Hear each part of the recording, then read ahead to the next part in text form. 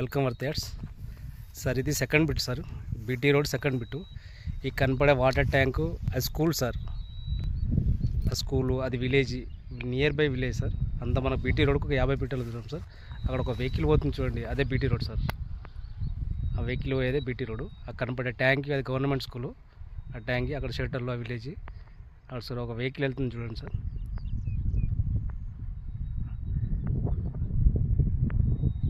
ఆ వెహికల్ వెళ్ళేది BT road sir.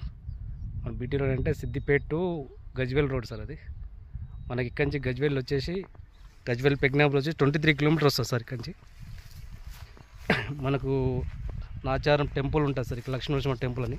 అది ఒక 20 కిలోమీటర్స్ వస్తుంది ఇక్కడ సైట్ నుంచి. మనకు దౌలతాబాద్ ఒక 5 kilometres sir, 5 or 6 kilometre, 5 exactly 5 కిలోమీటరే. ఇది 2 acres ల్యాండ్ సార్. ఇది మక్కా వేసాడు.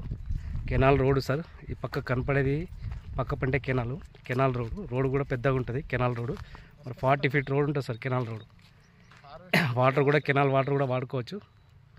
సైట్ మాత్రం ఎక్సలెంట్ సైజ్. మనకు రైతు వచ్చేసి 38 lakhs చెప్తున్నారు చూడు.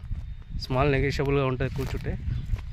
మనకి ఇది సిద్దిపేట డిస్టిక్, దౌలతాబాద్ మండలం, గజ్వేల్ పెగ్నాపూర్. మనకు రాజీవ్ రహదారి గజ్వేల్ పెగ్నాపూర్ 23 కిలోమీటర్స్ వస్తుంది ఇక్కడికి. మనకు షామీర్పేట వచ్చేసి మనకు ఒక 60 కిలోమీటర్స్ సార్. సైట్ మాత్రం ఎక్సలెంట్, తీసుకోవచ్చు సార్.